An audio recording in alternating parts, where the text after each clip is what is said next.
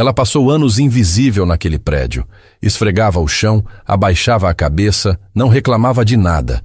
Até o dia em que um milionário apontou o dedo para ela e disse: "Se é tão esperta, traduza isso." Esperando humilhá-la, mas foi ele quem saiu sem palavras daquela sala. O documento estava sobre a mesa de reuniões quando Vera entrou na sala para recolher os copos sujos. Ela não deveria ter olhado. Sabia disso. Havia uma regra não escrita naquele prédio que todo funcionário da limpeza conhecia de cor: entrar, limpar, sair, não olhar para os papéis, não ouvir as conversas, não existir além do que a vassoura e o pano exigiam.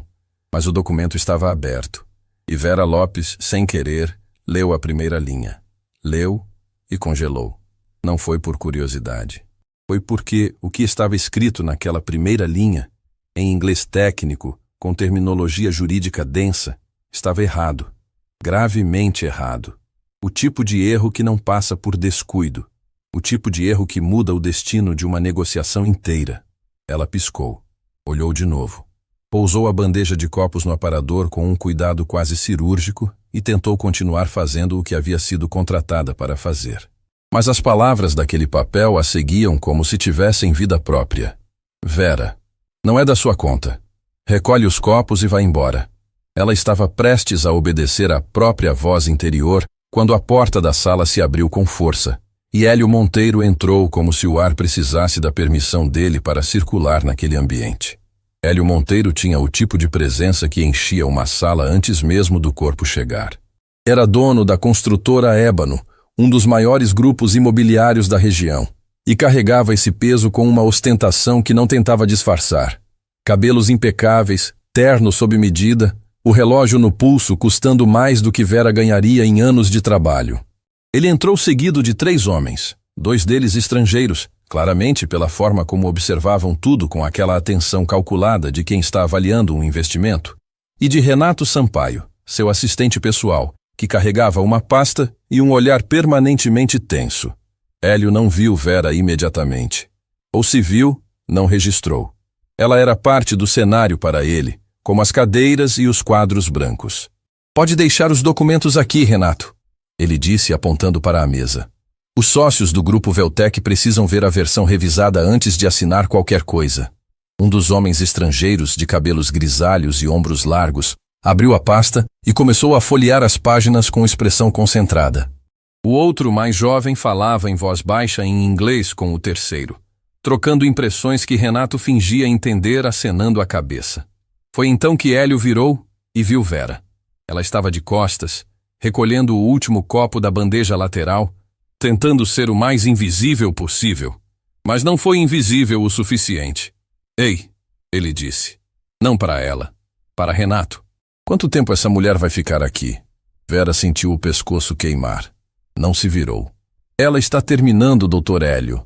Renato respondeu, levemente desconfortável. "Pois que termine logo. Tenho uma reunião de 50 milhões de reais acontecendo aqui, e não preciso de distrações." Distração. A palavra pousou nas costas de Vera como um peso que ela já conhecia bem. Não era a primeira vez, não seria a última.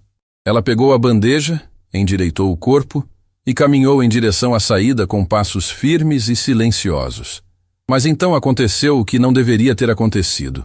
O pé dela tocou a perna da cadeira. A bandeja desequilibrou. Um dos copos escorregou e caiu. Não quebrou. Era plástico. Mas o barulho foi alto o suficiente para fazer todos na sala se virarem ao mesmo tempo. O silêncio que se seguiu durou apenas 2 segundos. Mas nesses 2 segundos, Hélio Monteiro olhou para Vera com uma expressão que ela nunca esqueceria. Não era raiva. Era algo pior. Era o olhar de quem olha para algo que não tem valor e que, de alguma forma, ainda assim conseguiu atrapalhar.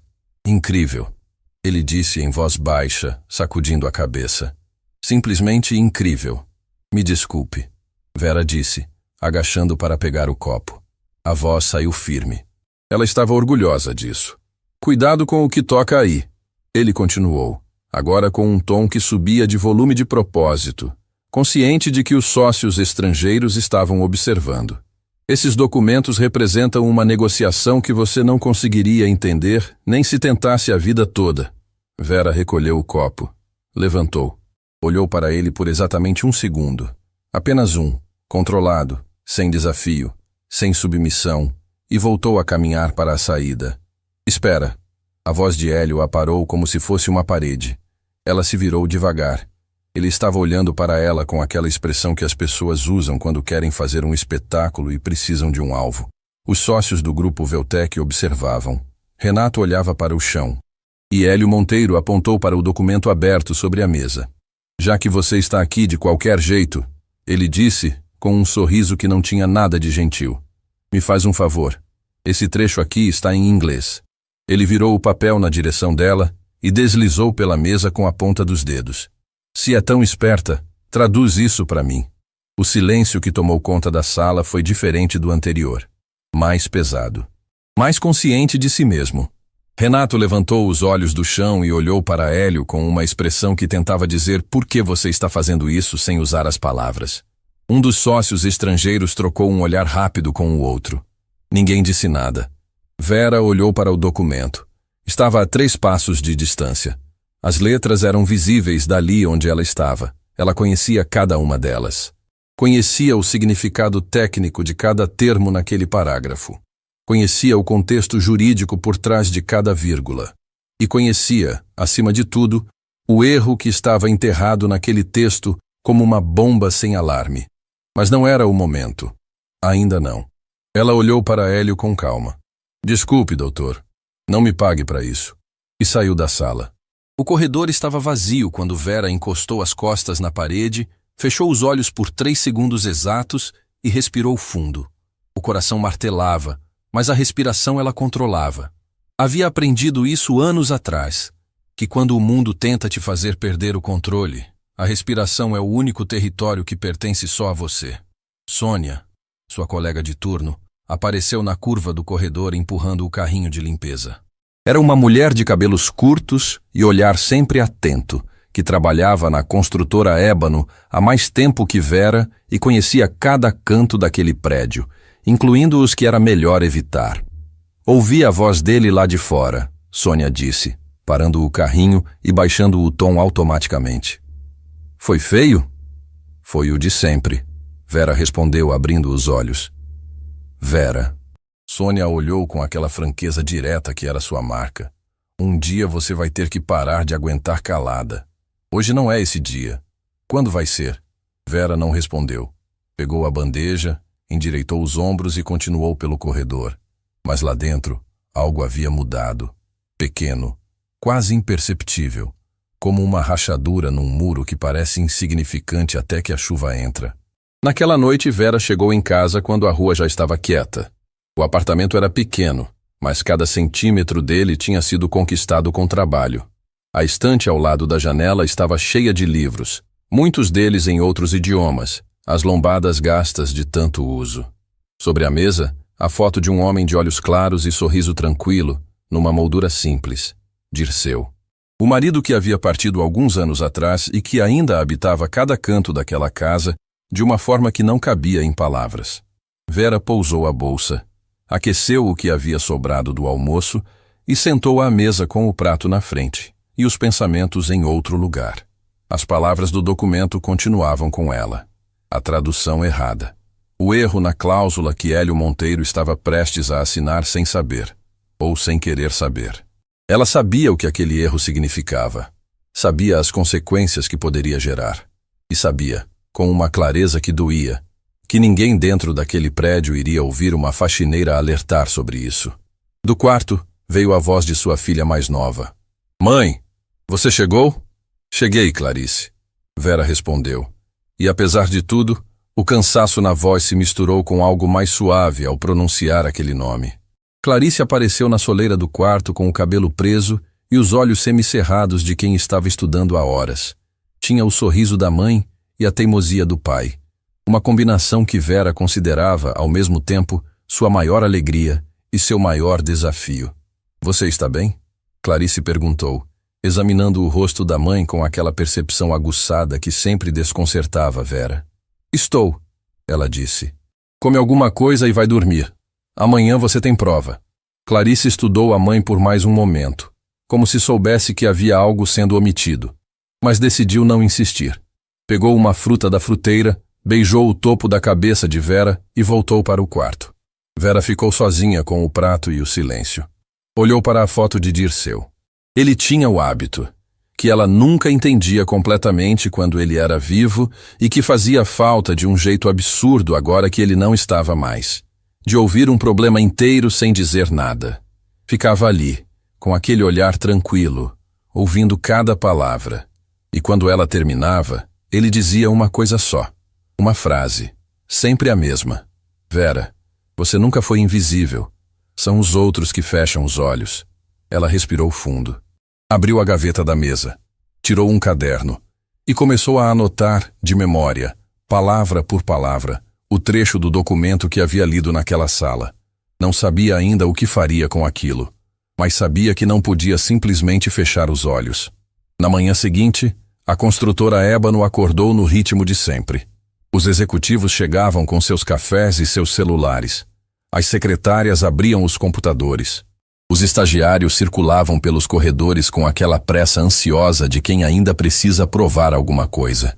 E Vera Lopes chegou às 6:30. Como sempre, trocou de roupa no vestiário do subsolo, pegou o carrinho e começou o turno. Ela estava limpando o corredor do 5º andar quando ouviu as vozes. A sala de reuniões estava com a porta entreaberta.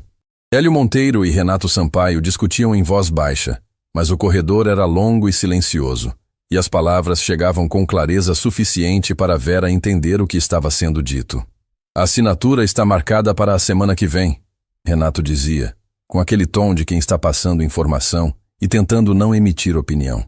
Os representantes do grupo Veltec confirmaram. Perfeito, Hélio respondeu. Já passou da hora de fechar isso. Quanto mais rápido assinarmos, menos tempo eles têm para reconsiderar. Doutor Hélio, Renato hesitou. Devo solicitar uma revisão jurídica adicional antes da assinatura? Só para garantir? Não.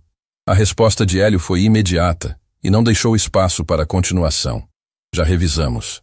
Já gastamos tempo e dinheiro com isso. Eu confio no que está naquele contrato. Assino semana que vem e acabou. Vera parou de limpar. Ficou imóvel no corredor, o pano na mão, olhando para a parede à frente. Ela sabia o que estava naquele contrato. Sabia o que estava errado. E sabia que se Hélio Monteiro assinasse sem que ninguém alertasse, as consequências cairiam sobre ele como um impacto. Mas não só sobre ele. Cairiam sobre os trabalhadores da obra que dependiam da construtora. Sobre os fornecedores que tinham família para sustentar. Sobre pessoas que não tinham nenhuma culpa pelo orgulho de um homem que não conseguia ouvir quem estava abaixo dele. Não é da sua conta, Vera, mas era. Mesmo que não devesse ser, era. Ela empurrou o carrinho até o fim do corredor, dobrou a esquina e parou diante da porta da sala de documentação, o lugar onde ela arquivava, organizava e catalogava os papéis que ninguém mais queria tocar. Entrou. Fechou a porta. Sentou-se na cadeira pequena diante da mesa de trabalho, abriu o caderno onde havia anotado o trecho do documento na noite anterior e ficou olhando para aquelas palavras por um longo tempo. Havia uma escolha a fazer, e ela sabia, com a clareza pesada de quem já carregou muita coisa sozinha, que qualquer caminho que escolhesse ia custar alguma coisa. Ficar em silêncio custaria a consciência. Falar custaria possivelmente o emprego. Ela fechou o caderno devagar. Ficou quieta. E então, num gesto pequeno e quase imperceptível, endireitou a coluna. A mesma coluna que havia mantido ereta no dia anterior, quando Hélio Monteiro apontou o dedo para ela na frente dos sócios estrangeiros e disse com um sorriso frio as palavras que ele jamais imaginou que voltariam para ele como um espelho. Se é tão esperta, traduz isso para mim. Ela iria traduzir, só não da forma que ele esperava. Existe um tipo de coragem que ninguém aplaude. Não é a coragem dos filmes, aquela que vem acompanhada de música dramática e olhares admirados. É a coragem silenciosa, quase invisível, de quem acorda cedo, coloca o uniforme, olha para o espelho e decide que vai fazer o que precisa ser feito mesmo sabendo que ninguém vai agradecer. Mesmo sabendo que pode trazer consequências. Vera Lopes conhecia essa coragem intimamente. Era a única que ela sempre teve.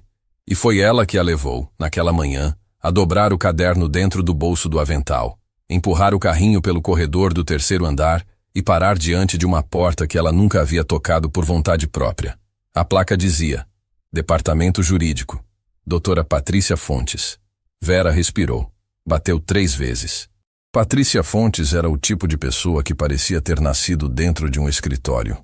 Cabelos presos, óculos finos, mesa organizada com aquela precisão de quem controla o ambiente porque o ambiente é a única coisa que pode controlar.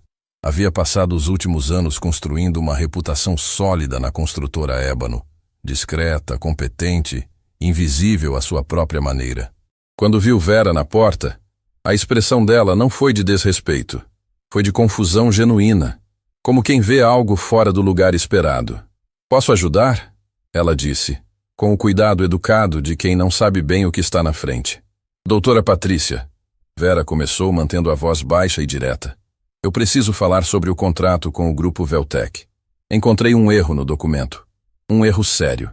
O silêncio que se seguiu durou apenas alguns segundos, mas foi suficiente para Vera sentir o peso da avaliação que estava sendo feita.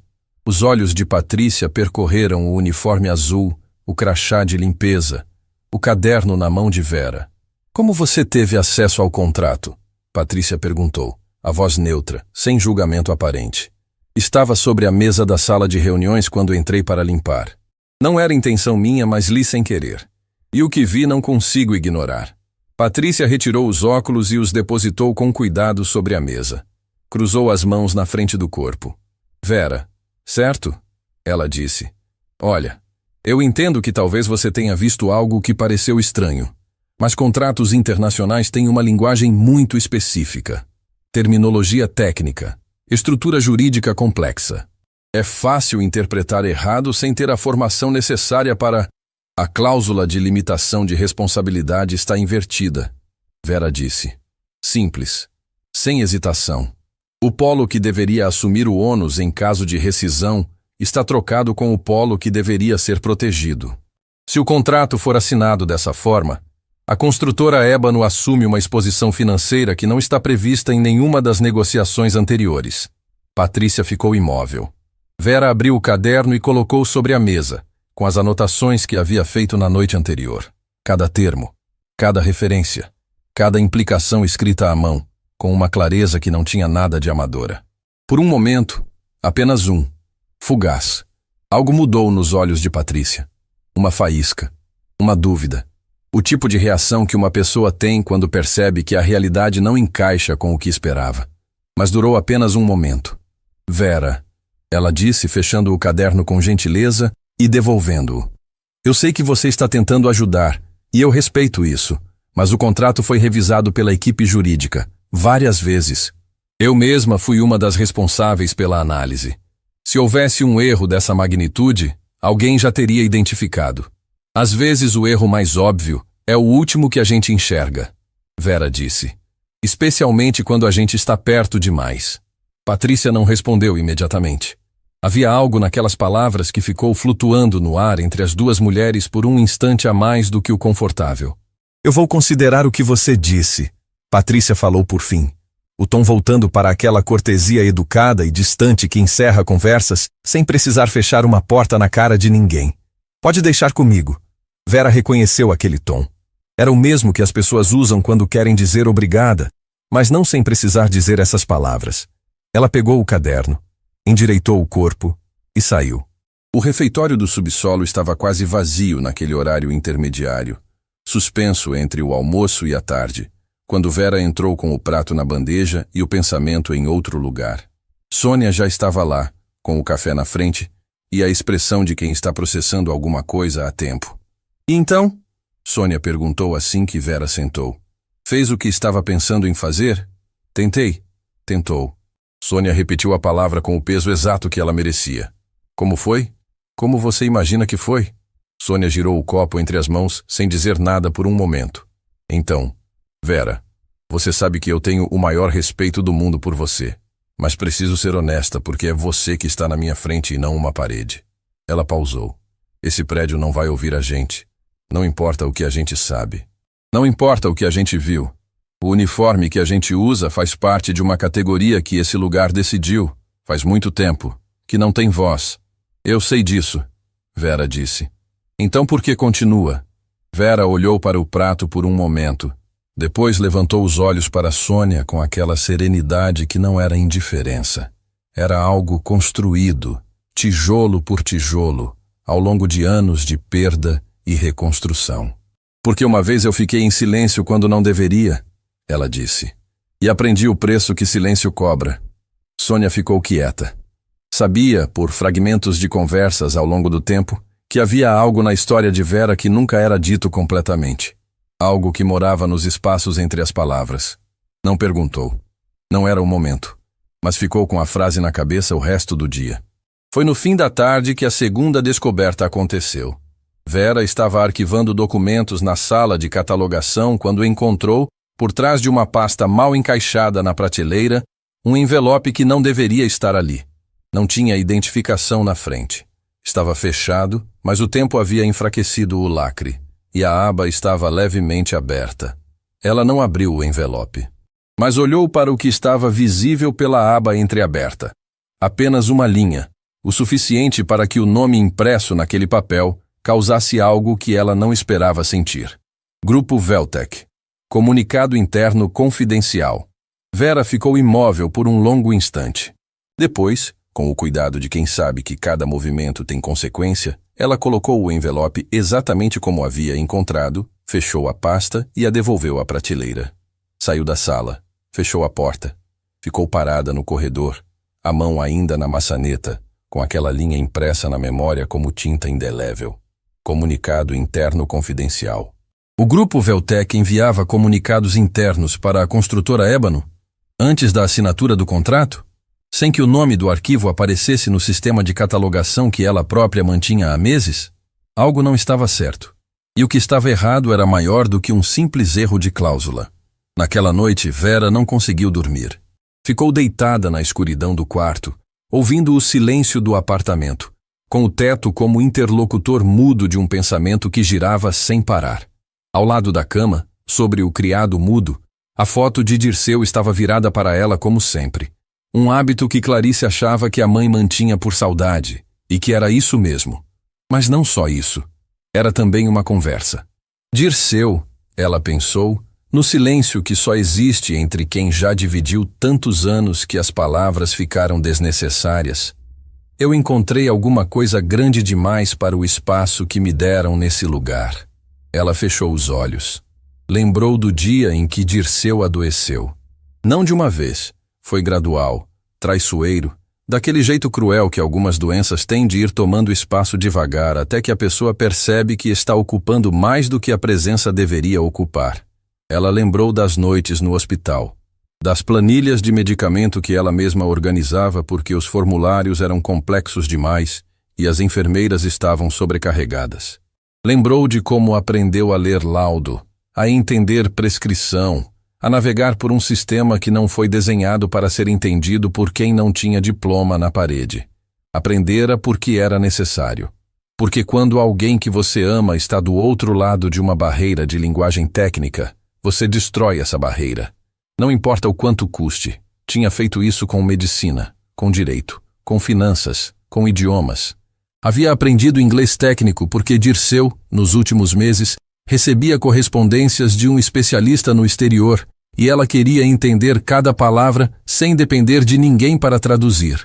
Havia aprendido sozinha, com livros da biblioteca pública e horas que ela roubava do sono para não roubar do trabalho. Depois que Dirceu foi, esse conhecimento ficou silencioso, sem uso aparente. Até agora. Ela abriu os olhos no escuro. Levantou devagar, com o cuidado de quem divide o silêncio da madrugada com uma filha que dormia no quarto ao lado. Foi até a mesa da sala. Abriu o caderno. Escreveu em letras pequenas e precisas tudo o que havia visto naquele envelope. A frase, o nome, a palavra confidencial, Avra. Depois escreveu uma pergunta que não tinha resposta ainda. Por que o Grupo Veltec envia comunicados internos para cá antes de assinar um contrato que ainda está sendo negociado? Ficou olhando para a pergunta por muito tempo. E então escreveu, abaixo dela, uma segunda linha que a fez sentir um frio diferente no estômago. Não de medo, de certeza. Aquele tipo de certeza que chega quando os pedaços se encaixam de um jeito que você não queria que se encaixassem. Esse erro no contrato. E se não for um erro? Na manhã seguinte, Vera chegou mais cedo que o habitual. O prédio ainda estava acordando quando ela passou pela catraca com o crachá e desceu para o vestiário. Trocou de roupa no mesmo ritmo de sempre, mas algo havia mudado nela. Não na aparência, não nos gestos. Era interno. Era o tipo de mudança que acontece quando uma pessoa para de apenas observar e começa a entender o que está vendo. Ela subiu pelo elevador de serviço. Saiu no 5º andar. Pegou o carrinho e começou o turno. Estava limpando o corredor próximo à sala de reuniões quando ouviu passos apressados e virou para ver Renato Sampaio dobrando a esquina com a pasta embaixo do braço e a expressão de quem está atrasado para algo que não pode atrasar. Ele passou por ela sem olhar. Depois parou. Virou. Vera? Ele disse. E havia algo diferente no tom. Não era o tom que as pessoas daquela empresa usavam com ela normalmente. Era o tom de quem está prestes a fazer uma pergunta que não sabe se deve fazer. Você falou com a doutora Patrícia ontem? Vera o olhou com calma. Falei. Renato olhou para os dois lados do corredor, instintivamente, como quem verifica se há testemunhas. O que você disse a ela? Disse o que precisava ser dito. Ele fechou os lábios por um instante, apertou a pasta contra o corpo. É Vera, ele falou baixando a voz. Você precisa entender uma coisa. Esse contrato é muito importante para o Dr. Hélio. Muito. E quando alguma coisa é importante demais para ele, qualquer pessoa que interfira... Ele não terminou a frase. Não precisou. Você está me avisando? Ela perguntou, a voz tranquila. Renato desviou o olhar. Estou dizendo que tem coisas que são grandes demais para a gente tentar segurar sozinho. Ele hesitou. Só isso. E foi embora pelo corredor. Vera ficou parada, olhando para o espaço onde ele havia estado. O coração batia com mais força, mas a expressão não mudou. Processou cada palavra que ele havia dito. Mais importante, processou o que ele não havia dito. Coisas que são grandes demais. Ela olhou para as mãos. Para os dedos que seguravam o cabo do pano de limpeza com a mesma firmeza de sempre. Então pensou em Clarice, na filha que estudava até tarde e que sonhava com uma vida que Vera trabalhava para tornar possível. Pensou no risco, no que poderia perder, e depois pensou no envelope, na frase, na pergunta que havia escrito sozinha na madrugada. E se não for um erro? Se não fosse um erro, então era intencional. E se era intencional, havia alguém dentro daquele prédio que sabia. Alguém que se beneficiava do contrato errado. Alguém que preferia que ninguém de fora, especialmente não uma faxineira sem poder e sem voz, percebesse o que estava acontecendo. Vera respirou fundo. Há dias, ela havia entrado naquele prédio como alguém que só queria fazer o trabalho e ir para casa. Agora, estava no meio de algo que era muito maior do que um contrato. Maior do que o orgulho de Hélio Monteiro. Maior do que o medo de Renato. Maior, talvez, do que ela mesma havia imaginado quando tomou a decisão de não fechar os olhos. E a assinatura estava marcada para a semana seguinte. O tempo estava acabando. Há momentos na vida em que uma pessoa percebe que cruzou uma linha sem ter sentido o exato instante em que seus pés passaram por ela. Vera percebeu isso naquela manhã, enquanto esfregava o corredor do 4º andar com o mesmo movimento de sempre. Circular, firme, metódico. E se dava conta de que não estava mais apenas limpando um prédio. Estava dentro de algo. E estar dentro significava que sair sem consequências já não era uma opção simples. O aviso de Renato ainda ecoava. Tem coisas que são grandes demais para a gente tentar segurar sozinho. Ela passou o pano pela borda da parede com precisão e continuou andando. O que Renato não sabia, o que ninguém naquele prédio sabia, era que Vera Lopes havia aprendido, da forma mais dura possível, que o tamanho de uma coisa nunca foi motivo suficiente para abandoná-la. Dirceu havia lutado contra algo grande demais também, e ela havia ficado ao lado dele até o último segundo, não porque achasse que ia vencer, mas porque abandonar nunca foi uma palavra que coubesse dentro dela. Não ia começar a caber agora. Foi Sônia quem chegou até ela primeiro naquela manhã, antes mesmo do horário do café, com uma expressão que Vera não havia visto nela antes. Não era preocupação. Era algo mais urgente, mais aceso. Vera, ela disse, puxando-a levemente pelo braço para longe da movimentação do corredor. Preciso te contar uma coisa. Ontem à tarde, depois que você saiu, eu passei na frente da sala de arquivos. A porta estava entreaberta. Vera ficou quieta. Esperou. Havia 2 pessoas lá dentro. Sônia continuou, a voz baixa e controlada. Não vi os rostos direito, mas ouvi. Uma das vozes era do Marcos Bittencourt. Vera conhecia o nome. Marcos Bittencourt era o gerente administrativo da construtora Ébano, um homem que existia nas margens de tudo, que assinava documentos sem que ninguém soubesse exatamente quais, e que tinha o hábito de aparecer em lugares no momento errado, com uma explicação pronta que sempre parecia ensaiada demais.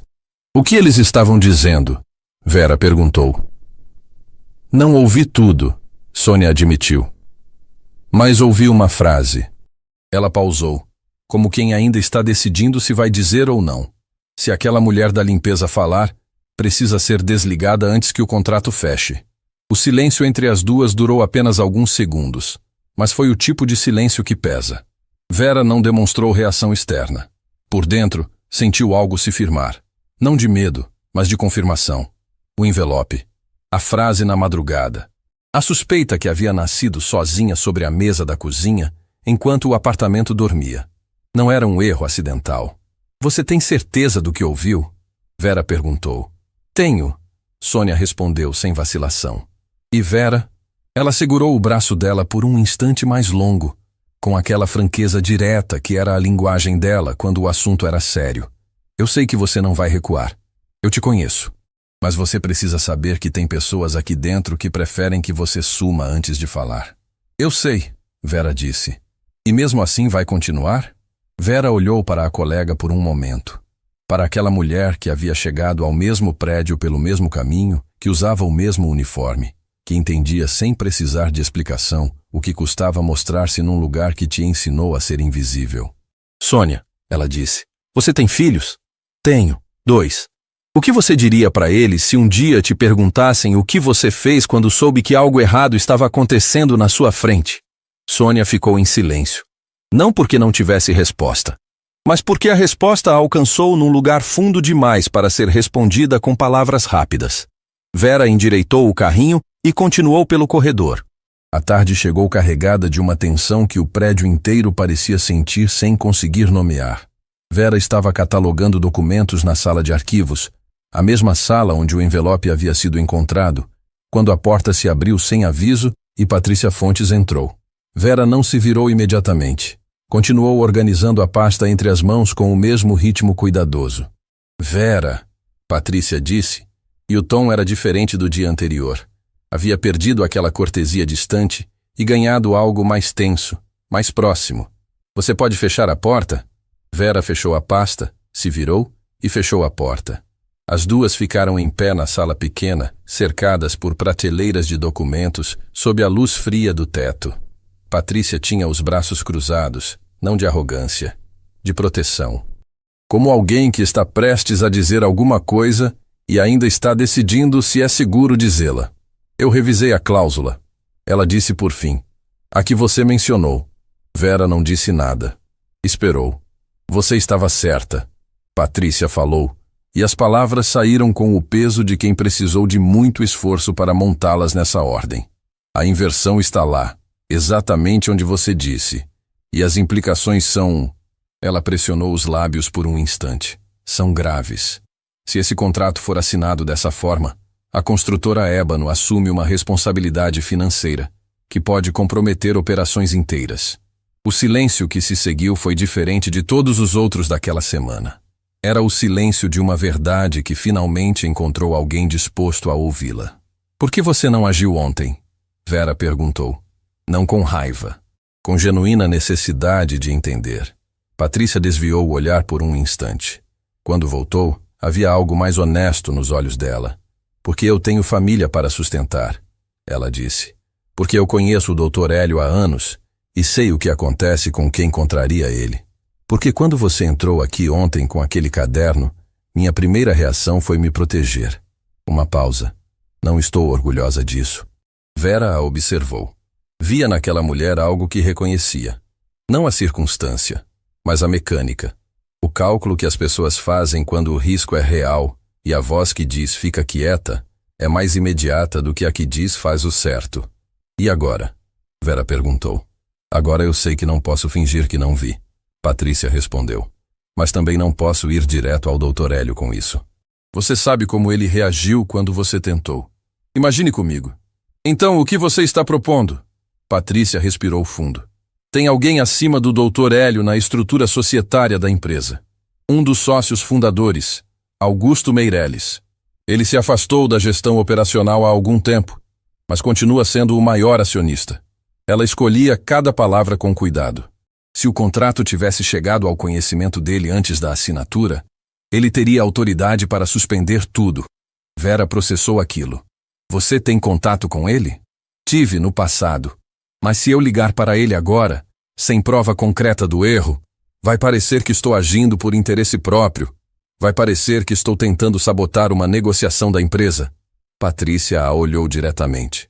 Mas se a denúncia viesse de uma fonte externa à cadeia de decisão, de alguém que não tem cargo nem interesse político nessa empresa, Vera entendeu o que estava sendo dito antes mesmo de Patrícia terminar. Você está me pedindo para ser essa fonte. Estou te dizendo que essa é a única saída que não destrói a todos nós no processo. O silêncio voltou, mas agora era um silêncio de peso diferente. Não de impasse, mas de decisão. Vera pensou em Clarice. Pensou no emprego. Pensou na manhã em que aceitara aquela vaga na construtora Ébano, porque precisava pagar a faculdade da filha e as contas do apartamento, e não havia outra opção no horizonte daquele mês difícil. Pensou em tudo que poderia perder. Então pensou no envelope, no nome impresso naquela linha. Em Marcos Bittencourt, dizendo que ela precisava ser desligada antes que o contrato fechasse. Em Hélio Monteiro, apontando o dedo com um sorriso que não tinha nada de gentil e dizendo, se é tão esperta, traduz isso. Me dá o contato de Augusto Meirelles, Vera disse. Naquela noite ela não foi direto para casa. Ficou sentada num banco de praça a 2 quadras do prédio, com o celular na mão e o número que Patrícia havia escrito no verso de um cartão de visita. A praça estava quieta. O vento movia as árvores com aquela leveza de fim de tarde que não combina com o peso de certas decisões. Ela olhou para o número por muito tempo. Ligou. Chamou 3 vezes. 4. 5. Ninguém atendeu. Vera baixou o celular devagar. Respirou. Guardou o cartão no bolso interno da bolsa, com o cuidado de quem guarda algo que não pode perder. Estava se levantando do banco quando o celular vibrou na mão. Uma mensagem. Número desconhecido. Viu uma chamada perdida desse número. Quem é? Vera ficou imóvel por um segundo. Depois digitou. Meu nome é Vera Lopes. Trabalho na construtora Ébano. Preciso falar sobre o contrato com o Grupo Veltec antes que ele seja assinado. É urgente. Enviou. Esperou. A praça estava silenciosa. Ao longe, um carro passou devagar. Uma criança chamou alguém lá no fundo da rua. O vento continuou movendo as árvores como se o mundo inteiro não estivesse suspenso naquele instante. A resposta chegou 2 minutos depois. Apenas 4 palavras. Amanhã. 8 da manhã. E então, um endereço. Vera ficou olhando para a tela por um longo tempo. O coração martelava. Não de medo, de algo que não era exatamente coragem, mas que morava no mesmo lugar que ela. Era a sensação de uma porta que finalmente estava se abrindo para alguém que havia passado tempo demais do lado de fora. Ela chegou em casa quando Clarice já havia jantado e lavado a louça. Um daqueles gestos silenciosos que a filha fazia quando percebia que a mãe ia chegar cansada e que palavras não seriam necessárias. Vera entrou, pousou a bolsa e ficou parada na soleira da cozinha olhando para a filha que lia sentada à mesa com aquela concentração absoluta de quem ainda acredita que cada página lida é um degrau a mais. Clarice levantou os olhos. Ficou quieta por um momento, lendo o rosto da mãe com aquela percepção que às vezes assustava Vera, porque era a mesma percepção de Dirceu, a mesma capacidade de ver o que estava entre as palavras. Mãe, ela disse devagar, você está bem? Estou, Vera respondeu. E desta vez não era só palavras, era verdade. Aconteceu alguma coisa no trabalho? Vera foi até a mesa. Sentou-se na cadeira ao lado da filha. Ficou em silêncio por um instante, olhando para as mãos pousadas sobre a mesa. As mesmas mãos que haviam segurado a vassoura e o pano por anos, que haviam virado páginas de dicionários na madrugada, que haviam apertado a mão de Dirceu no hospital e que agora seguravam um cartão com um número que poderia mudar tudo. Clarice, ela disse, você se lembra do que o seu pai sempre dizia sobre fazer o certo? A filha fechou o livro devagar. Que fazer o certo raramente é fazer o fácil. Ela respondeu de cor, com aquela naturalidade de quem repete algo que ouviu tantas vezes que virou parte do próprio pensamento. Vera assentiu. Pois é, ela disse. Amanhã eu vou tentar fazer o certo. Clarice ficou olhando para a mãe por um momento longo. Havia perguntas no rosto dela. Várias, empilhadas. Mas havia também algo mais maduro do que perguntas. Era confiança. A confiança de quem cresceu vendo uma mulher carregar o peso do mundo sem nunca jogar esse peso em cima de ninguém. Então vai dar certo, Clarice disse simplesmente. Vera sentiu aquilo pousar no peito como uma mão gentil. Levantou. Beijou a testa da filha. Foi até o quarto. Ficou de pé diante da foto de Dirceu no criado mudo. Aquele sorriso tranquilo que nunca precisou de legenda. Amanhã, ela disse em voz baixa, para aquele sorriso imóvel que ainda assim respondia. Eu vou traduzir. Não o documento. Não as palavras técnicas de um contrato fraudulento. Ia traduzir tudo o que havia sido feito para ficar em silêncio. Tudo que foi ensinado a ser invisível. Cada manhã de uniforme e cabeça baixa que não representava derrota, mas estratégia. Cada livro lido na madrugada por amor. Cada humilhação engolida não por fraqueza, mas porque o momento certo ainda não havia chegado. O momento estava chegando, e Vera Lopes, pela primeira vez em muito tempo, dormiu sem a sensação de que o mundo estava pesando no peito. Porque agora era ela quem segurava o peso. E ia fazer algo com ele. O endereço que Augusto Meireles havia enviado não era um escritório, era uma padaria. Vera conferiu o número na fachada 2 vezes antes de entrar.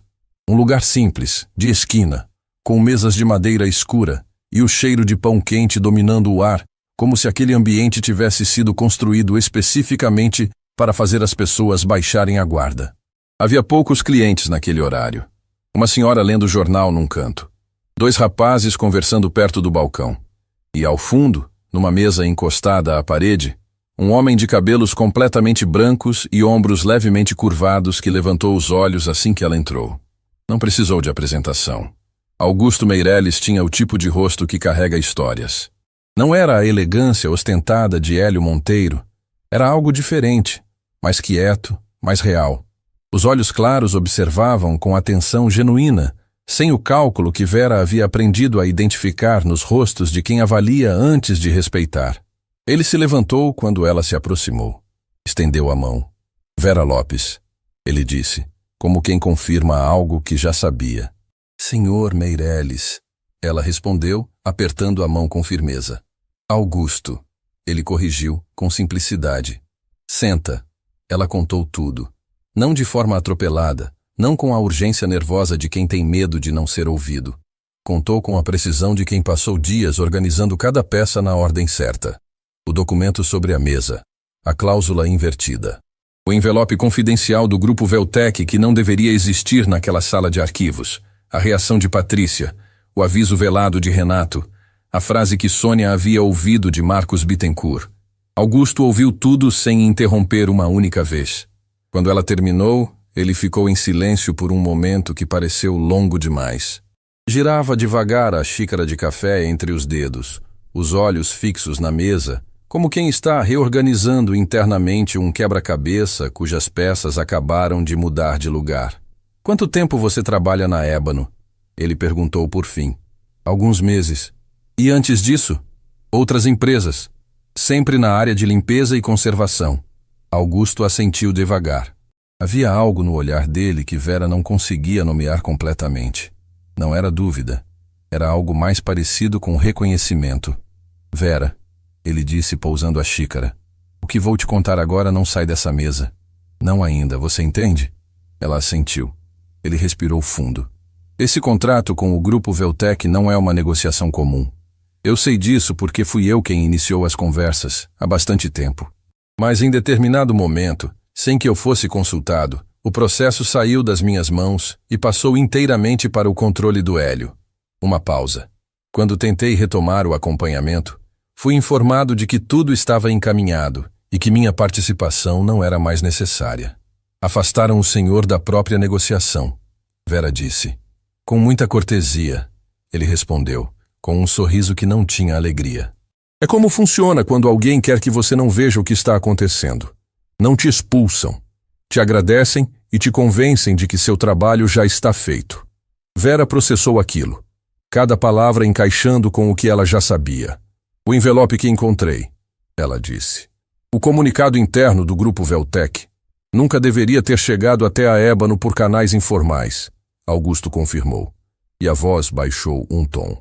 Se chegou, significa que há comunicação direta entre alguém de dentro da nossa empresa e alguém do Grupo Veltec que não passa pelos registros oficiais. Comunicação que não quer ser rastreada.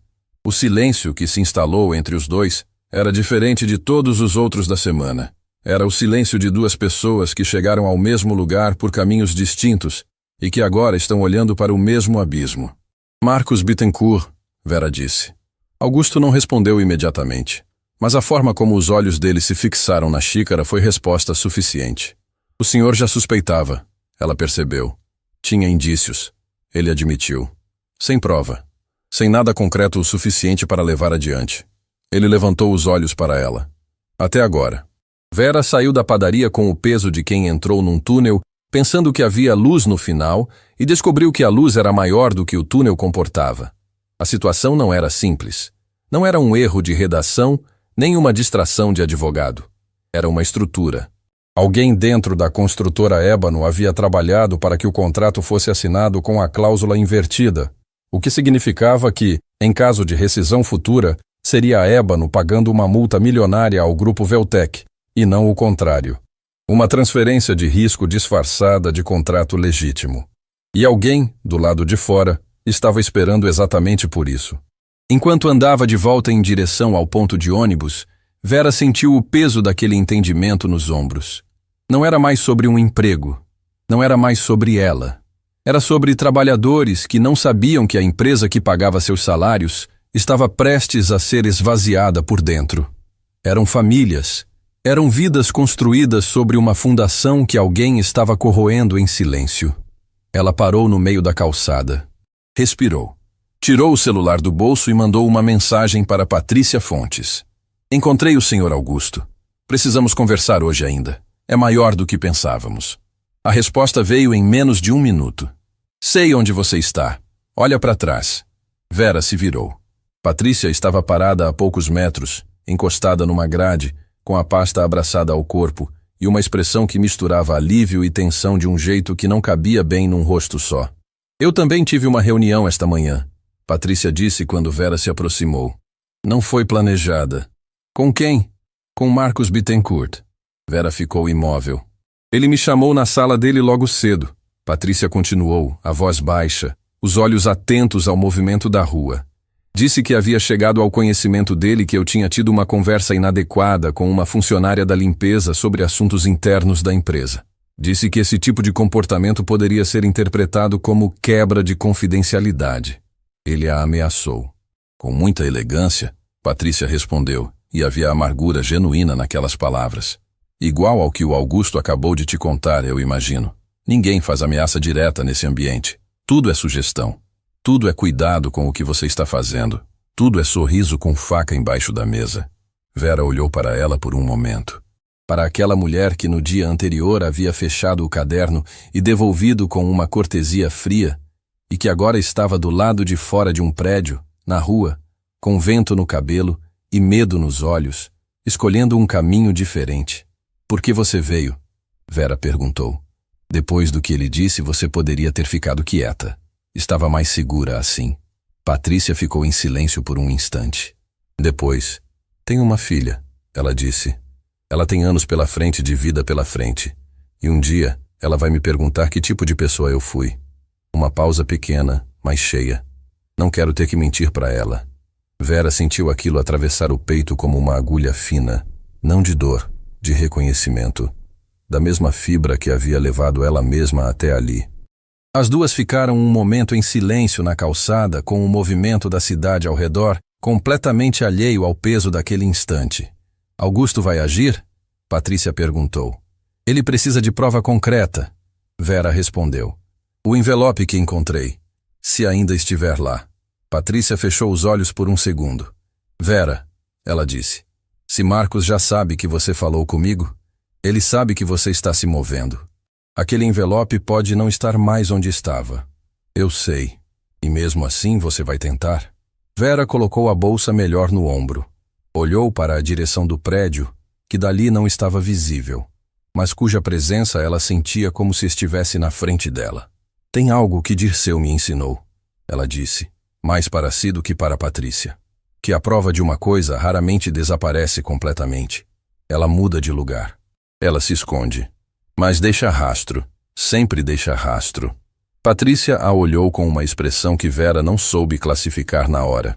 Só mais tarde, pensando naquele momento, entenderia que era admiração. Do tipo que nasce quando uma pessoa reconhece em outra uma qualidade que ela própria está tentando encontrar em si mesma.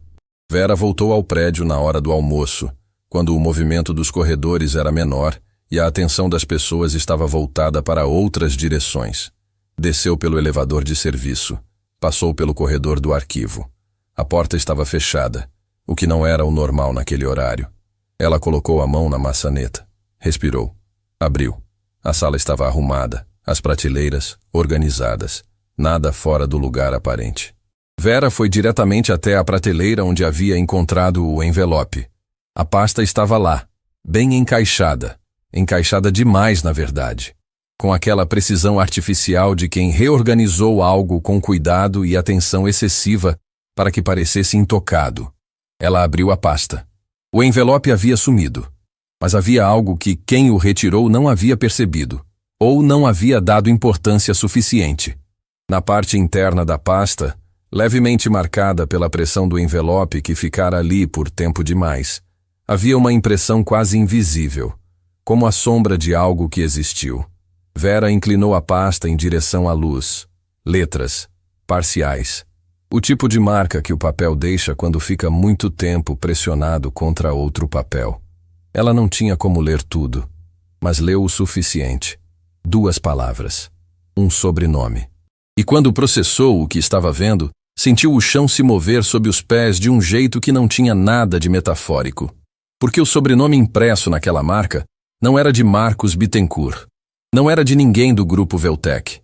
Era um sobrenome que ela conhecia, que todos naquele prédio conheciam, que estava gravado na fachada do próprio edifício, onde ela havia passado meses limpando o chão, sem que ninguém jamais imaginasse que ela estava, sem querer, guardando cada detalhe. Era o sobrenome de Hélio Monteiro.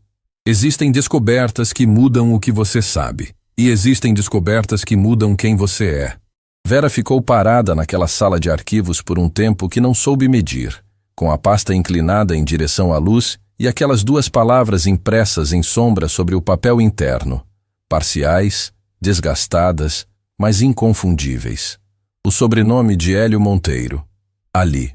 Num comunicado confidencial enviado pelo grupo Veltec antes da assinatura de um contrato que ele mesmo estava conduzindo. A primeira reação não foi raiva. Não foi medo.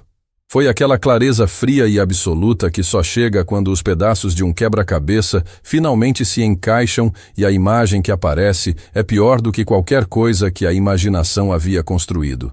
Hélio Monteiro não estava sendo enganado pelo grupo Veltec. Ele era parte do engano. Vera fechou a pasta devagar. Colocou-a de volta na prateleira com o mesmo cuidado de sempre. Nem de mais, nem de menos. Saiu da sala. Fechou a porta. E caminhou pelo corredor com o passo uniforme de quem está carregando algo explosivo e sabe que não pode deixar aparecer. Ela mandou mensagem para Augusto Meirelles ainda no corredor, com o celular semi-escondido entre a palma da mão e o cabo do carrinho de limpeza. Preciso falar com urgência. O que encontrei muda tudo. A resposta veio antes que ela chegasse ao elevador de serviço. Estou disponível. Mesmo lugar. 1 hora. Vera olhou para o relógio na parede do corredor. Tinha 50 minutos até o fim do turno da manhã. 50 minutos para continuar fazendo o trabalho como se nada houvesse mudado. Como se o chão que ela esfregava não estivesse rachando por baixo de todos que pisavam nele sem saber. Ela empurrou o carrinho até o fim do corredor e limpou cada centímetro, com a mesma precisão de sempre. Porque era isso que ela fazia. Não importava o que estava acontecendo por dentro. O trabalho era o trabalho. A dignidade não escolhia a hora para existir. Foi Sônia quem a encontrou antes que o turno terminasse. Não no corredor, não no refeitório. No vestiário, onde as duas trocavam de roupa ao fim de cada manhã, com o silêncio confortável de quem já não precisa de pretexto para estar no mesmo espaço. Sônia estava sentada no banco comprido, as mãos cruzadas no colo, esperando. Vera entrou e soube imediatamente que não era uma espera casual. Aconteceu alguma coisa? Vera disse. Não era pergunta. Marcos Bittencourt chamou Renato na sala dele essa manhã. Sônia disse, a voz baixa, os olhos atentos à porta. Fiquei perto o suficiente para ouvir o começo. Renato saiu de lá 15 minutos depois com uma cara que eu nunca tinha visto nele. Fui atrás. E? Ele não quis falar no início. Mas eu conheço o Renato faz tempo. Tem uns limites que ele não consegue cruzar sem que o corpo entregue. Sônia pausou. Vera, eles sabem que você foi ao arquivo hoje. Tem câmera na entrada da sala. Câmera que não estava lá na semana passada. O silêncio que se instalou entre as duas durou apenas alguns segundos. Mas foi suficiente para Vera recalcular cada movimento que havia feito naquela manhã.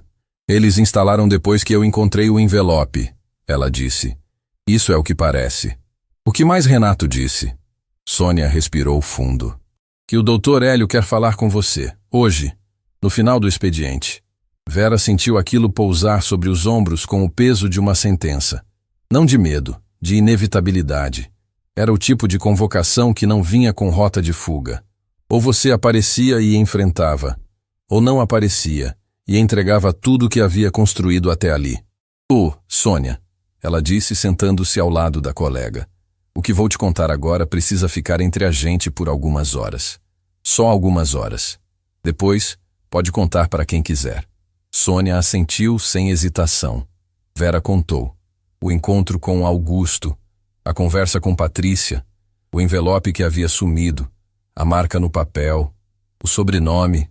Sônia ouviu tudo sem piscar. Quando Vera terminou, ela ficou em silêncio por um momento longo, com os olhos fixos num ponto do chão que não existia, processando cada camada daquilo. Ele está destruindo a própria empresa, Sônia disse por fim, a voz saindo quase como um sussurro. De dentro para fora, Vera confirmou.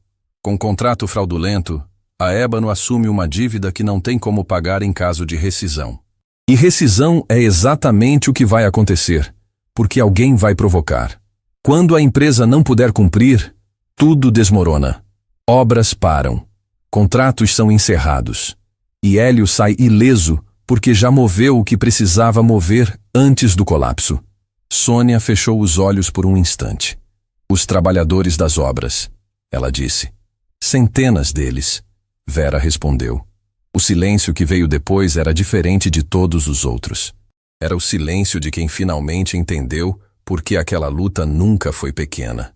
Porque nunca foi apenas sobre um documento sobre uma mesa. Porque uma mulher de uniforme num corredor que ninguém olhava havia sido colocada naquele lugar naquele momento exato. Sônia abriu os olhos. E havia algo neles que Vera reconheceu imediatamente. Porque era o mesmo que havia aparecido nela própria dias atrás quando decidiu não fechar os olhos. O que você precisa de mim? Sônia perguntou. Augusto Meirelles ouviu tudo mais uma vez. Desta vez, sem a xícara de café, sem movimento algum. Sentado absolutamente imóvel na mesma mesa da padaria de esquina, com os olhos fixos em Vera enquanto ela descrevia a marca no papel, o sobrenome, a câmera instalada na entrada do arquivo. Quando ela terminou, ele ficou em silêncio por um tempo que ela não tentou preencher. Ele está saindo, Augusto disse por fim. A voz era baixa, mas havia dentro dela algo que vibrava como uma estrutura prestes a ceder. Hélio está saindo e levando tudo que pode carregar. E o contrato é a alavanca que vai fazer a empresa dobrar depois que ele for embora. O senhor sabia que ele estava planejando sair? Tinha sinais, ele admitiu. Desinvestimentos pequenos, movimentações que sozinhas não significam nada, mas juntas. Ele sacudiu levemente a cabeça. Fui lento demais para juntar. Agora temos o suficiente? Augusto olhou para ela com aquela atenção direta que havia sido sua marca desde o primeiro momento. Você entende o que vai acontecer se eu acionar isso formalmente? Ele disse. Não estou perguntando se você está disposta. Estou perguntando se você entende o tamanho do que vem depois. Seu nome vai aparecer. Sua posição na empresa não vai sobreviver a isso. As pessoas que Hélio colocou nesse prédio não vão te tratar bem quando isso vier à tona. Eu sei, Vera disse. E você perdeu o emprego outras vezes? Perdi coisas maiores, ela respondeu. O emprego eu encontro de volta. Tem coisas que, uma vez perdidas, não voltam mais. E eu não consigo viver carregando a consciência de que fiquei em silêncio quando não deveria. Augusto ficou olhando para ela por um longo momento. Então, pela primeira vez desde que se conheceram, ele sorriu. Não um sorriso de estratégia. Um sorriso real, daqueles que sobem pelos olhos. Dirceu era seu marido? Ele perguntou de repente. Vera ficou levemente imóvel. Era, ela respondeu. Como o senhor sabe o nome dele? Não sabia até agora, ele disse. Você disse o nome em voz baixa quando falou de rastros. Dirceu me ensinou que a prova nunca desaparece completamente. Uma pausa. Era o jeito que você disse, como quem cita alguém que ainda está presente de alguma forma. Vera sentiu a garganta apertar. Não de tristeza, de algo mais complexo. De gratidão, talvez, pela raridade de ser ouvida com esse tipo de atenção. Era um homem bom. Ela disse simplesmente. Deve ter sido, Augusto respondeu. Porque formou uma mulher extraordinária. Vera estava de volta ao prédio quando o expediente entrava em sua última hora. O convite de Hélio Monteiro ainda estava ali, suspenso como uma tempestade que se anuncia, mas ainda não chegou. Ela sabia que precisava ir. Sabia o que aquilo representava. Ele havia descoberto que ela estava se movendo e queria contê-la antes que fosse tarde demais. O que ele não sabia era que tarde demais já havia chegado. Enquanto aguardava no corredor, o celular vibrou. Era Patrícia. A mensagem era curta, direta. Apenas 2 linhas. Consegui acesso ao sistema de contratos. Tirei cópia da versão original antes de qualquer alteração. Data, hora, usuário que fez as mudanças, tudo registrado. Tem o nome de Marcos Bittencourt e uma senha de acesso que não é dele. Vera leu 2 vezes. Depois digitou. Guarda com você. Não manda por aqui. Quando eu sair da reunião com ele, a gente passa para o Augusto juntas. Patrícia respondeu com uma palavra só. Estarei aqui. Vera subiu para o andar da diretoria às 5:02. A secretária de Hélio, uma moça de olhar tenso que provavelmente passara o dia inteiro sendo termômetro do humor do chefe, indicou a porta com um gesto rápido e desviou o olhar. Vera bateu. Pode entrar. A sala de Hélio Monteiro era exatamente o que ela esperava. Grande, decorada com aquela precisão de quem quer que o ambiente comunique poder antes que qualquer palavra seja dita. Mesa larga, janelas do chão ao teto, vista para a cidade lá embaixo. Ele estava de pé perto da janela, braços cruzados. O sorriso que usava como arma estava ausente desta vez. No lugar dele, havia algo mais controlado, mais calculado. O rosto de quem está prestes a encerrar um problema de forma eficiente. Renato estava ao canto da sala, imóvel, com a pasta e aquele olhar de quem preferia estar em qualquer outro lugar do planeta. Vera, Hélio disse, e o nome saiu como se fosse uma peça de xadrez sendo movida. Obrigado por vir. Ela entrou. Ficou de pé. Não havia sido convidada para sentar. Eu vou ser direto. Ele continuou, caminhando devagar em direção à mesa. Sem pressa, sem urgência. Chegou ao meu conhecimento que você tem tido conversas sobre assuntos internos desta empresa com pessoas que não têm nenhuma competência para tratar dessas questões. Isso inclui funcionários de outros departamentos e possivelmente pessoas de fora do nosso quadro. Vera não respondeu. Esperou. Esse tipo de comportamento, além de ser uma violação grave das políticas internas, ele abriu uma gaveta, retirou um papel e deslizou pela mesa em direção a ela. Pode ter consequências sérias para quem o pratica. O papel era um aviso formal, com o nome dela, com a data, com o espaço para assinatura na parte de baixo. Vera olhou para o papel. Depois olhou para ele. E fez algo que Hélio Monteiro claramente não esperava. Sorriu. Não um sorriso de provocação. Não de desafio. Era o sorriso de quem chegou ao momento exato para o qual havia se preparado sem saber que estava se preparando, durante anos, madrugada após madrugada, perda após perda, livro após livro. Doutor Hélio, ela disse, a voz serena, clara, sem tremor. O senhor se lembra do que me disse naquela sala de reuniões? Ele franziu levemente o senho. Não esperava essa abertura. Me disse para traduzir. Ela continuou. Apontou um documento em inglês e disse, na frente dos seus sócios, que se eu fosse tão esperta, eu traduziria. Hélio ficou imóvel. Pois bem, Vera disse. Eu traduzi. Ela colocou a bolsa sobre a mesa. Abriu com calma. Tirou o caderno. O mesmo caderno de capa simples que havia percorrido cada etapa daquela semana.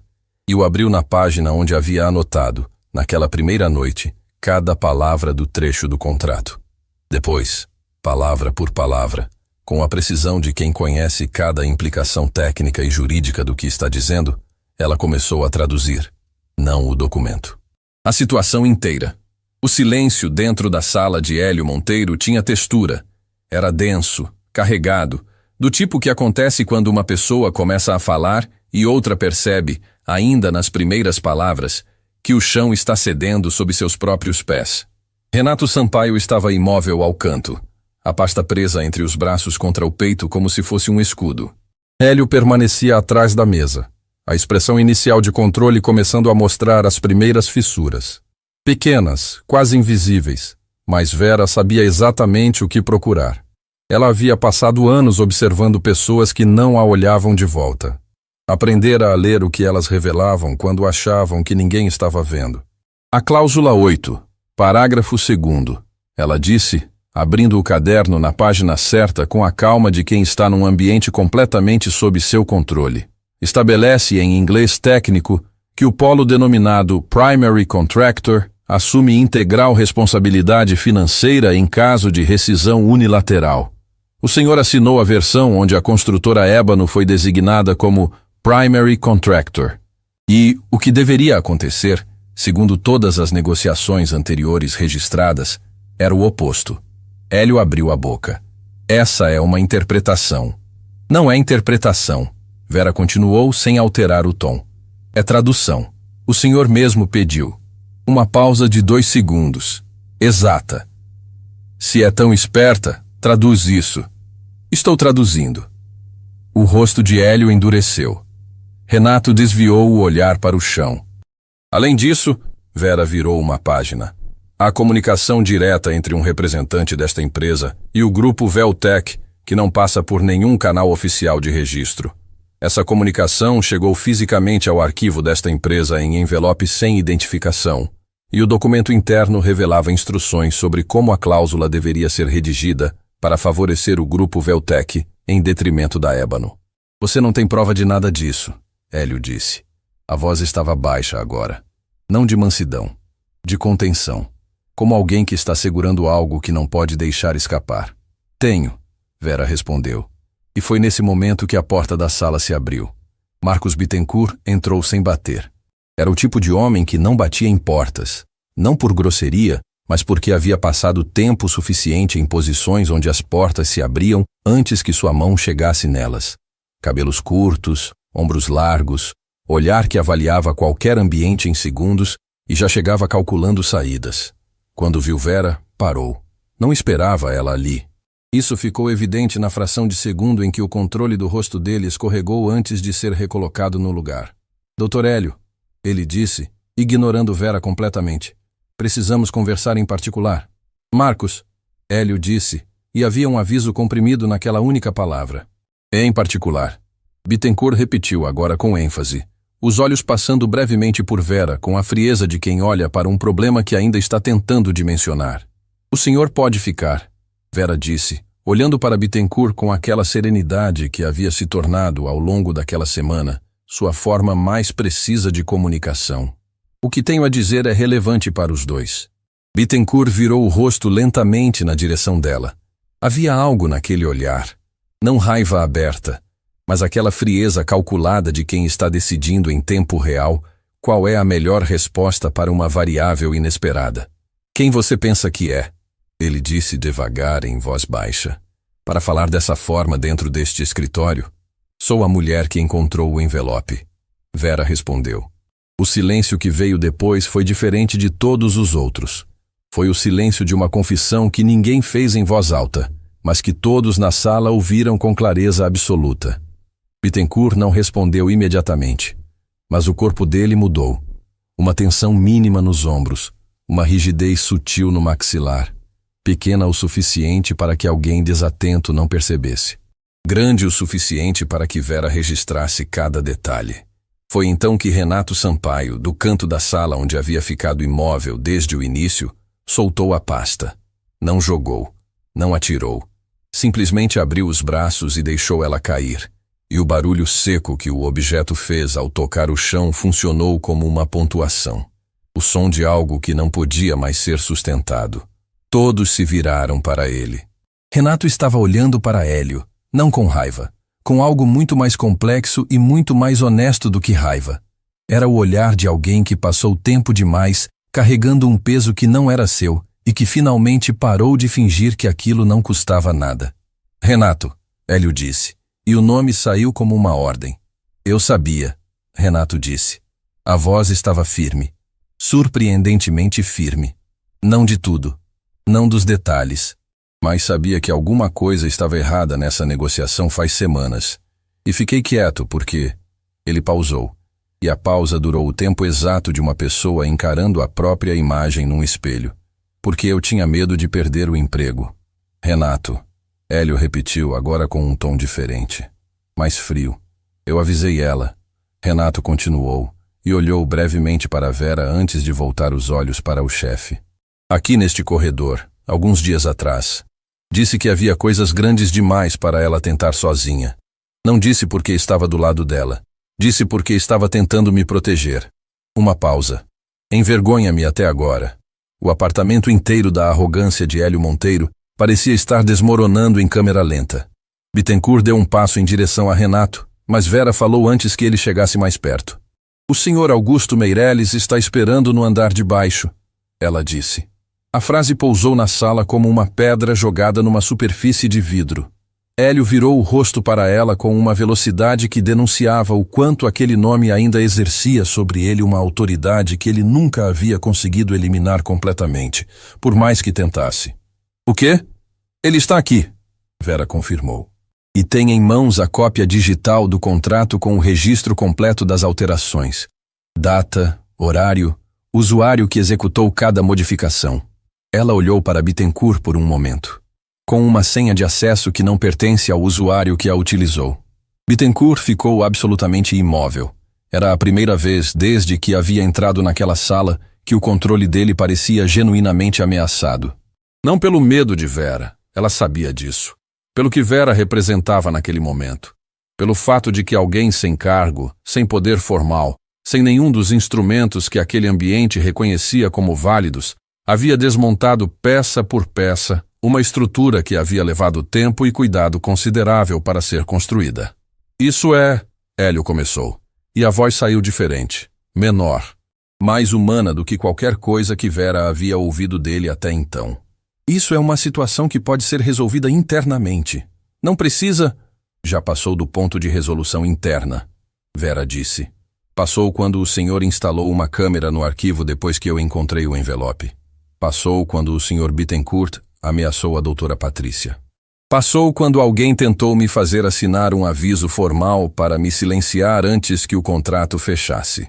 Ela pegou o papel que Hélio havia deslizado pela mesa minutos antes, o aviso formal com o nome dela, e o colocou de volta na frente dele. Não vou assinar, ela disse. E se o senhor quiser me demitir, pode fazer isso.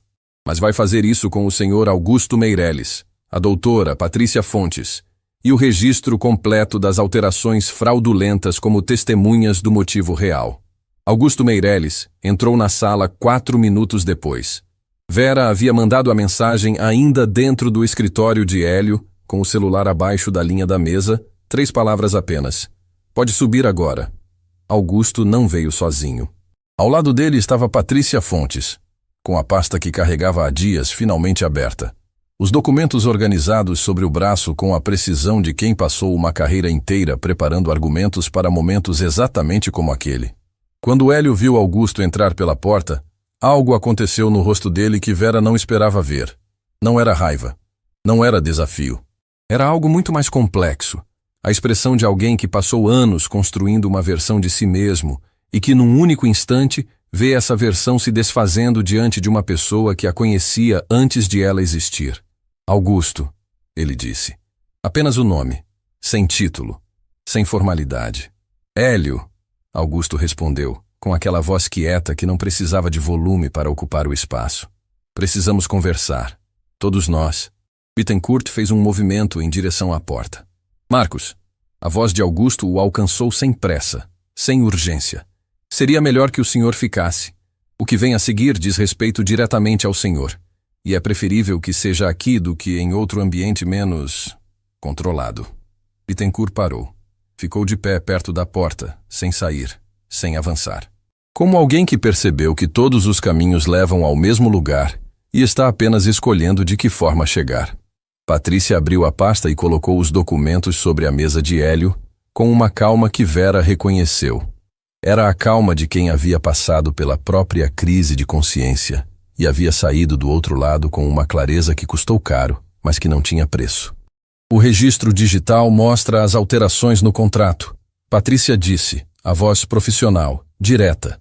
3 modificações na cláusula 8, realizadas ao longo de dias diferentes, usando credenciais de acesso que pertencem formalmente ao Sr. Bittencourt, mas cujo padrão de horário e localização de acesso não coincide com a presença física dele no prédio em 2 das 3 ocasiões. O que significa? Augusto completou, olhando para Hélio com aquela serenidade pesada de quem está falando não com raiva, mas com a tristeza sólida de alguém que foi traído por alguém que conhecia, que alguém utilizou as credenciais do Sr. Bittencourt de fora do prédio, com acesso remoto que precisaria ter sido autorizado por alguém com nível de permissão superior. Hélio não disse nada. Renato, que havia ficado parado ao canto durante toda aquela sequência de revelações, olhou para o chão e fechou os olhos por um momento. Foi Vera quem quebrou o silêncio. Quando o senhor me disse para traduzir aquele documento, ela falou, olhando diretamente para Hélio. O senhor estava me humilhando.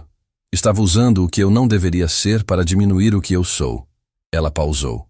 Mas eu traduzi. Traduzi o contrato. Traduzi o envelope. Traduzi cada movimento que o senhor fez achando que ninguém estava olhando. Outra pausa, mais curta. O problema de tratar pessoas como invisíveis é que invisível não significa cego. Hélio Monteiro ficou olhando para ela por um longo momento. E pela primeira vez desde que Vera havia entrado naquele prédio meses atrás, o homem que ocupava aquela sala enorme com a certeza absoluta de quem manda em tudo, não tinha absolutamente nada para dizer. Augusto se virou para Patrícia. Pode acionar o departamento jurídico externo, ele disse, e notificar o grupo Veltec que o contrato está suspenso até segunda ordem. Patrícia assentiu e saiu da sala. Bittencourt, que havia ficado imóvel perto da porta durante toda aquela cena, abriu a boca finalmente. Eu quero falar com um advogado, ele disse. Essa é uma decisão muito sensata. Augusto respondeu sem ironia. O senhor vai precisar de um bom. Vera saiu da sala de Hélio Monteiro às 6h18. O corredor estava silencioso. A maioria dos funcionários já havia encerrado o expediente. As luzes do fim do corredor estavam parcialmente apagadas, e havia algo naquele ambiente meio vazio que contrastava de forma estranha com o peso de tudo que havia acontecido dentro daquela sala. Ela caminhou devagar até o elevador de serviço. Entrou. Apertou o botão do subsolo. E quando as portas se fecharam e ela ficou sozinha naquele espaço pequeno e quieto, fez algo que havia segurado durante dias inteiros. Encostou as costas na parede do elevador, fechou os olhos e deixou as lágrimas descerem. Não de tristeza, não de alívio, Era aquele tipo de choro que não tem nome exato. O que acontece quando uma pessoa carregou tanto, por tanto tempo, com tanta determinação, que o corpo finalmente decide que pode parar de fingir que não é humano. Ela chorou por Dirceu, pelo tempo que não voltava, pelas madrugadas com o dicionário e o coração partido, pelas manhãs de uniforme e cabeça baixa que não eram derrota, nunca foram derrota, mas que custavam de um jeito que ninguém via. Quando as portas do elevador se abriram no subsolo, ela endireitou a coluna, enxugou o rosto com o dorso da mão e caminhou até o vestiário para trocar de roupa e ir para casa. Algumas vitórias não chegam com barulho. Não tem aplausos, nem discurso, nem o tipo de encerramento que os filmes ensinaram a esperar. Chegam quietas, quase sem avisar, como a manhã que nasce depois de uma noite que parecia não ter fim. E é justamente por isso que pesam tanto, porque quem as viveu sabe o preço exato de cada segundo que as antecedeu. Vera Lopes acordou na manhã seguinte ao confronto com o mesmo despertador de sempre. Levantou, fez café. Ficou de pé na janela da cozinha com a xícara entre as mãos, olhando para a rua que começava a acordar lá embaixo, e respirou o tipo de ar que só existe quando algo que estava errado dentro do peito finalmente volta para o lugar certo. Clarice apareceu na porta da cozinha com o cabelo desarrumado e os olhos ainda pesados de sono. — Você não foi trabalhar? Ela perguntou, a voz rouca da manhã. — Ainda não, Vera respondeu. — Vem cá. Clarice foi. Sentou-se ao lado da mãe na mesa pequena de sempre, com a luz da manhã entrando pela janela do jeito que entrava desde que as duas moravam ali. E Vera contou. Tudo. Do documento sobre a mesa à cláusula invertida, do envelope ao sobrenome no papel, de Augusto à sala de Hélio, do aviso de demissão ao momento em que as portas do elevador se fecharam e ela finalmente chorou sozinha. Clarice ouviu sem interromper uma única vez. Quando Vera terminou, a filha ficou em silêncio por um momento. Depois, sem dizer nada, se levantou, caminhou até a mãe e a abraçou. Não o abraço rápido de quem está com pressa, mas o abraço demorado, de quem entendeu o peso de algo que não estava ao alcance das palavras. Vera fechou os olhos dentro daquele abraço. Pensou em Dirceu, no quanto ele teria gostado de ver aquele momento. Ele estaria orgulhoso.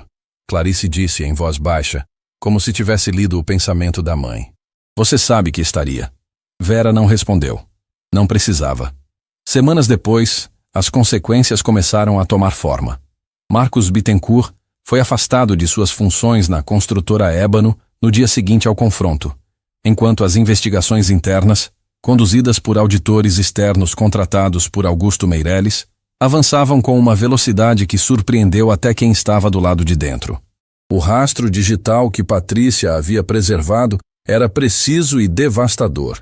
3 alterações no contrato, 2 acessos remotos fora do horário comercial, uma trilha de comunicações paralelas que ligava Bittencourt diretamente a um representante do grupo Veltec, que descobriu-se depois tinha interesse financeiro pessoal no colapso da Ébano. O contrato com o grupo Veltec foi suspenso formalmente.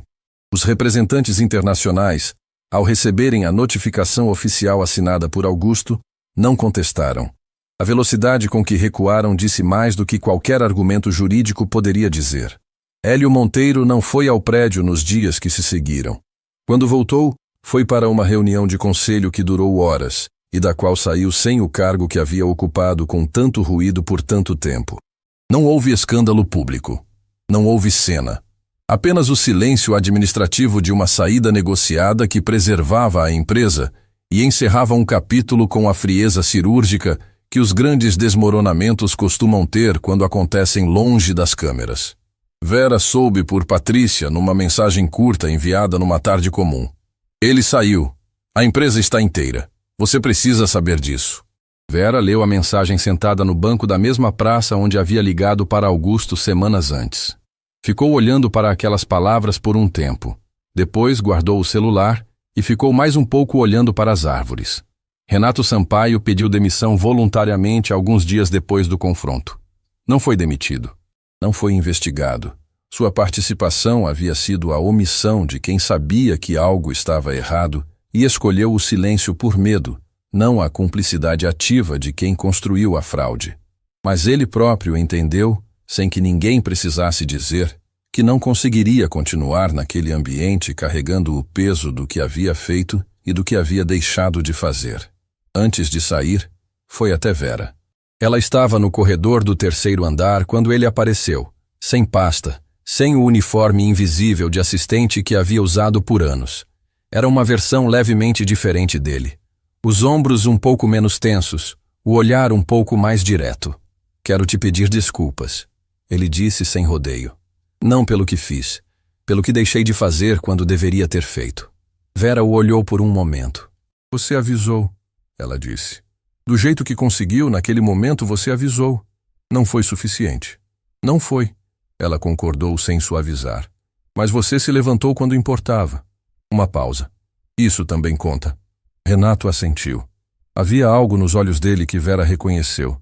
Não alívio, não absolvição, mas o início de algo. O tipo de começo que só é possível quando uma pessoa para de fingir que o peso que carrega não existe. Ele estendeu a mão. Ela apertou e foi embora pelo corredor com o passo de quem está indo em direção a algo, não fugindo de algo. Uma diferença pequena por fora, enorme por dentro. Foi Sônia quem encontrou Vera no vestiário na manhã em que Augusto Meirelles pediu para falar com ela formalmente. Você sabe o que ele vai propor? Sônia perguntou, com aquela franqueza direta que era sua linguagem natural. Tenho uma ideia, Vera respondeu, trocando de roupa com o mesmo ritmo de sempre. E você vai aceitar? Vera parou por um instante. Olhou para o uniforme que estava tirando, o azul desgastado nas bordas, o crachá com a função impressa em letras pequenas que ninguém lia de perto porque ninguém olhava de perto para quem o usava. Sônia, ela disse, dobrando o uniforme com cuidado antes de guardá-lo. Você já pensou que às vezes a vida te coloca exatamente onde você precisa estar para fazer o que só você poderia fazer? Sônia ficou quieta por um momento. Tô pensando nisso agora, ela respondeu. As duas se olharam, e no espaço entre elas, sem que nenhuma palavra fosse dita, havia o entendimento completo de duas mulheres que haviam percorrido corredores que não foram feitos para elas, e que, ainda assim, tinham deixado sua marca em cada superfície que tocaram. Sônia abriu os braços. Vera aceitou o abraço sem resistência. O abraço sólido, real, da amizade que nasce quando duas pessoas enfrentaram algo juntas e sobreviveram. Vai fundo, Sônia disse. A sala de Augusto Meirelles era diferente da de Hélio Monteiro em tudo que importava. Não era menor, era mais simples. Sem a decoração calculada para intimidar, sem os símbolos de poder distribuídos estrategicamente para que o visitante se sentisse menor ao entrar. Era apenas uma sala de trabalho, com livros, com papéis, com a janela aberta deixando entrar o barulho da cidade, como se o mundo lá fora fizesse parte da conversa. Augusto estava de pé quando Vera entrou. Senta, ele disse, e o convite era genuíno. Ela sentou. Ele também. Eu fiz algumas perguntas sobre você, ele disse, direto, sem preâmbulo. Conversei com pessoas das empresas onde você trabalhou antes. Sem que você soubesse. Peço desculpas pela abordagem, mas precisava entender com quem estava falando. Vera esperou. Todo mundo disse a mesma coisa, ele continuou. Que você era a funcionária mais cuidadosa que já haviam tido. A mais discreta, a mais confiável. Uma pausa. E que ninguém sabia que falava 4 idiomas. Vera não respondeu imediatamente. Aprendi porque precisei, ela disse por fim. Eu sei. Augusto assentiu. Dirceu. O nome saiu com o respeito de quem trata algo precioso. Vera, o que você fez nas últimas semanas não foi apenas identificar uma fraude. Foi construir um caso sólido. Gerenciar aliados em situações de pressão extrema, tomar decisões sob risco real e fazer tudo isso sem nenhum cargo, nenhuma autoridade formal e nenhuma rede de proteção. Ele pausou. Isso não é algo que se aprende em sala de aula. É algo que se é. Ela o olhou em silêncio. Estou reestruturando a área de conformidade e contratos da Ébano, ele disse. Preciso de alguém que entenda que documentos têm consequências reais para pessoas reais. Que não trate números como abstrações. Que saiba o que está em jogo quando uma cláusula é redigida de determinada forma. Ele a olhou diretamente. Preciso de você. Vera ficou em silêncio por um momento. Pensou nas madrugadas, nos dicionários, nas noites de hospital. em Clarice estudando à mesa enquanto ela pagava conta por conta com o que o uniforme permitia. Em cada corredor que havia percorrido com a cabeça baixa, não por fraqueza, mas porque havia aprendido que existem batalhas que se vencem por dentro antes de se vencer por fora. Pensou em Hélio Monteiro dizendo: se é tão esperta, traduz isso com um sorriso de quem acha que conhece os limites de uma pessoa ao olhar para a roupa que ela usa. E pensou em Dirceu, na voz que não ouvia mais, mas que ainda morava em algum lugar dentro dela com uma nitidez que o tempo não havia conseguido apagar. Vera, você nunca foi invisível. São os outros que fecham os olhos. Ela respirou fundo. Tenho uma condição, ela disse. Augusto levantou levemente as sobrancelhas. Sônia. Ela trabalha nesta empresa há mais tempo do que eu. Conhece cada canto deste prédio. Conhece cada pessoa. Tem um tipo de lealdade e percepção que não tem preço. Vera fez uma pausa. Ela precisa de uma função à altura do que ela é. Augusto ficou em silêncio por um momento. Depois assentiu, devagar, com o canto da boca levantando num sorriso que era de reconhecimento. Tudo bem, ele disse. Vera saiu do prédio naquela tarde pelo mesmo lugar de sempre. Pela entrada lateral, ao lado da catraca de serviço, que dava numa rua mais estreita onde o barulho da cidade chegava amortecido. Havia usado aquela saída centenas de vezes, com o carrinho, com o uniforme, com o cansaço de turno no corpo e os pensamentos do dia na cabeça. Desta vez saiu sem o carrinho, sem o uniforme, com a bolsa no ombro e o sol da tarde no rosto. Parou na calçada, respirou. Olhou para cima, para a fachada do prédio que havia aprendido a conhecer de um ângulo que poucos viam. Não da entrada principal, com o vidro e o nome iluminado, mas dos corredores internos, das salas esquecidas, dos detalhes que só aparecem para quem passa tempo suficiente olhando de perto. Tirou o celular, abriu a conversa com Clarice e digitou apenas: hoje tem jantar especial. Escolhe o que você quiser. A resposta veio em segundos, com aquele entusiasmo jovem que nunca deixava de aquecer algo dentro dela. Sério? Mãe? O que aconteceu? Vera sorriu. Guardou o celular. Colocou o passo na direção do ponto de ônibus. E enquanto andava, pensou na lição que nenhuma sala de aula havia ensinado, que nenhum diploma havia conferido, que havia sido escrita não em papel, mas em cada escolha difícil, em cada madrugada roubada do sono, em cada vez que o mundo tentou convencê-la de que o tamanho de uma pessoa cabe na roupa que ela usa. A lição era simples, como todas as verdades que importam de verdade. Que dignidade não é o que te dão. É o que você decide não entregar, não importa o quanto peçam. Que conhecimento guardado em silêncio não perde valor. Espera, que as pessoas que te tratam como invisível não têm poder sobre o que você é, só sobre o que elas conseguem enxergar. E que, às vezes, o lugar mais poderoso de uma sala não é a cabeceira da mesa. É a porta pela qual alguém entrou carregando uma vassoura e saiu carregando a verdade.